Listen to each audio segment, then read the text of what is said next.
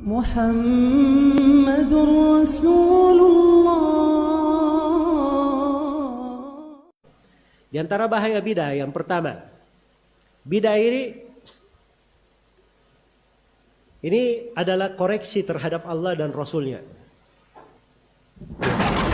Ini betul-betul kelancangan ya, mengoreksi Allah dan apa? Rasulullah sallallahu alaihi wasallam. Karena agama sudah disempurnakan.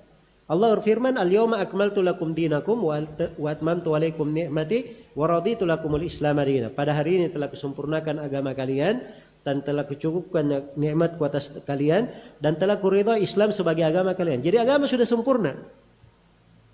Karena itu kata Imam Malik rahimahullah, siapa yang berkata ada bid'ah yang baik tidak diajarkan oleh Nabi, maka itu artinya dia telah menyangka Nabi Muhammad berkhianat dalam menyampaikan agama. Karena Allah telah jelaskan bahwa nabinya sudah menyampaikan semuanya, agama sudah sempurna. Jadi kalau dia katakan ada hal yang baik Nabi tidak ajarkan, berarti Nabi berkhianat. Ada sesuatu yang diluputkan oleh Nabi. Itu artinya menuduh Nabi berkhianat. Ini diantara bahaya. Diantara bahaya bid'ah ini sebab datangnya laknat. Karena itu dalam hadits Rasulullah sallallahu alaihi wasallam bersabda, "La'anallahu man awa muhditsan." Allah melaknat orang yang melindungi pelaku bid'ah. Bisa juga dibaca muhdatsan. Kalau dibaca muhdatsan, terjemahannya Allah melaknat penganut bid'ah. Jadi penganutnya yang berbuat bid'ah atau yang melindungi pelaku bid'ah semuanya dilaknat.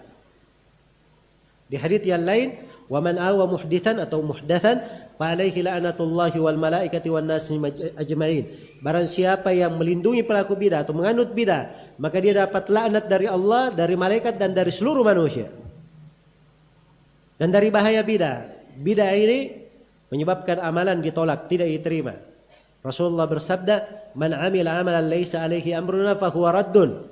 Siapa yang beramal dengan sebuah amalan tidak dibangun di atas tuntunan kami, maka amalannya tertolak. Dari bahaya bidah ini, orang yang berbuat bidah itu kadang akan dibuat dia semakin lapang di dalam kesesatan. Ini bahayanya bidah. Semakin lapang dalam kesesatan. Karena itu dikatakan dalam Al-Quran, "Falamma zagu azaghallahu qulubahum." Begitu mereka menyimpang, Allah membuat hatinya semakin menyimpang. Qul man kana fi dhalala falyamdud lahu ar-rahmanu madda.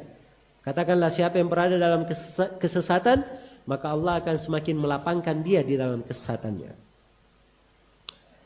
Kemudian dari bahaya bid'ah, pelaku bid'ah itu sulit bertobat.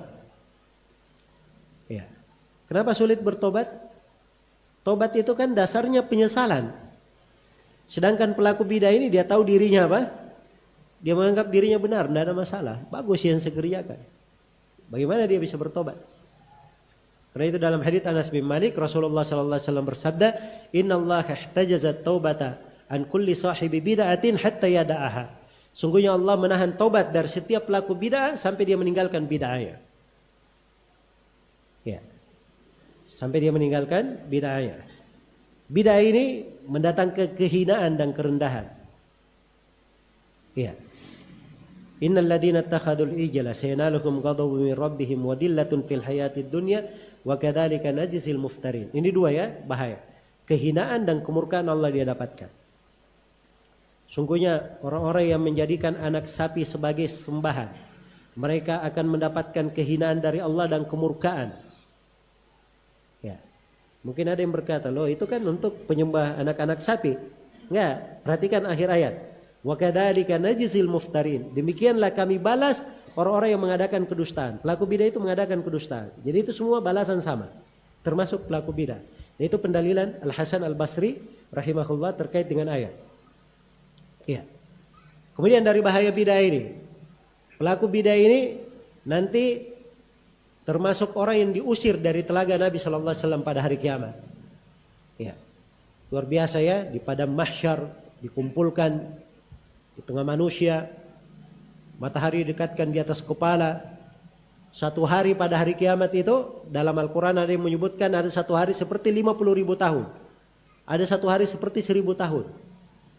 Bayangkan ini saja satu hari cuman beberapa belas jam saja kita sudah menderita di bawah terik matahari. Mataharinya jauh, subhanallah. Ini matahari dekatkan di atas kepala, satu hari sedemikian panjangnya. Iya. Dan kita tidak tahu berapa hari pada hari kiamat itu. Iya. Maka manusia di padang mahsyar itu, ya, semuanya mencari nabinya masing-masing. Dan di situ ada telaga. Setiap nabi punya telaga. Nah, siapa yang minum dari telaganya, telaga nabi kita Nabi Muhammad SAW dikatakan dia tidak akan haus selama-lamanya. Ya, dan banyak ya tentang sifat telaga itu. Kita akan kaji nanti di buku-buku akidah yang lain. Yang jelas ada yang masuk ke telaga, tiba-tiba diusir. Nabi berkata, umatku, mereka umatku. Maka dikatakan kepada beliau, innaka la tadri ma ahdatsu ba'daka. Kamu tidak tahu ya Nabi Muhammad, apa yang mereka ada-adakan setelahmu. Ini mengada-adakan itu sifatnya apa? Sifatnya bid'ah. Karena itu kalau kita ingin menghitung bahaya bid'ah ini banyak sekali. Ada sebagian ulama kita ya menulis buku khusus tentang bahaya-bahaya bid'ah. Ya. Dan disebutkan puluhan bahaya terkait dengan bid'ah tersebut. Baik.